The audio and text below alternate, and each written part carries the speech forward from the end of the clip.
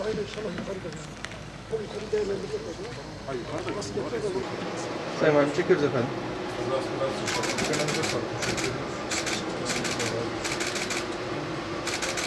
Hemen bugün açıyoruz. 63 tane, 63 tane bir tanesi de burası. İnternette erişemiyor çocuklar. 8 ile 5 arası, hatta 7 arası. O manen mi geliyor? Tabii de okullar açılacak, meşhur klasik soru. İş güzel çıkar o çocuklar her aşamasında. 2 okulun 5'e 6'ya gidiyor. Bunda boş bir sandalye var.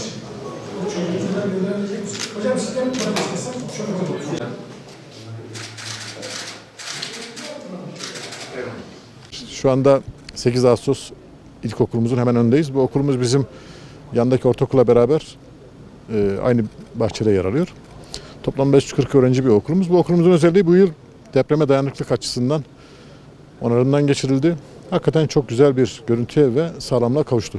Tabi bu binayla beraber Bitlis genelinde biz bu yaz pandeminin yaratmış olduğu boşluktan da faydalanarak 9 tane binamızı toplam 9 milyon 400 bin lira ödenek kullanarak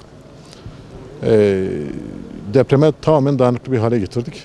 Şükürler olsun Bitlis'imiz bu açıdan çok şanslı. Toplam 740 binamızın içerisinde şu anda depreme dayanıksız bina vardır diyemeyiz. Tamamını temizlemiş durumdayız. Malumunuz pandemi süreciyle beraber Türkiye hakikaten sıkıntılı bir dönem geçirdi. Öğrencilerimizin biz okullarda alıştığımız seslerini duyamıyoruz. Önümüzden geçen olur ki 21 Eylül'de inşallah ilk ders zilini beraber çalarız. Çocuklarımızın okullarda cıvıltısına hep beraber kavuşuruz. Bitlis'in özelliği Türkiye'nin en çok YİBE öğrencisine sahip olması. Toplam yaklaşık 18 bin öğrenciyle Türkiye'deki en çok yatılı ilköğretim bölge okulları dediğimiz okullarımızda öğrencimiz var. Biz o okullarımızın tamamını da pansiyonlarıdır, eğitim binalarıdır, diğer sosyal etkinlik alanlarıdır tamamını onarımdan geçirdik.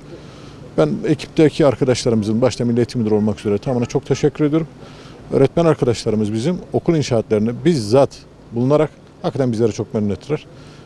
Bütün eğitim öğrencilerimize, Türkiye genelindeki bütün çocuklarımıza, öğretmenlerimize eğitim öğretiminin hayırlı olmasını şimdiden diliyorum. Çok iyi bir durumdayız. Az önce öğretmenlerimize sohbet ederken öğrendik ki en kalabalık sınıfımızın mevcudu 27. Ortalama bu ilkokul bölümündeki sınıflarımızın en kalabalığı 23 kişi. Aşağı yukarı ortalamamız 20-22 aralığında geziyor sınıflarda.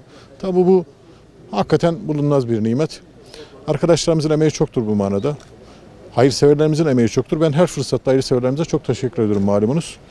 Sanıyorum Türkiye'deki öğrenci sayısı açısından bakıldığında en büyük hayırsever sayısı bizim Bitlis'imize çok yakışıyor. Hayırsever arkadaşlarımıza, hayırseverlerimizin tamamına ben çok teşekkür ediyorum. Allah hayırlarını kabul etsin diliyorum.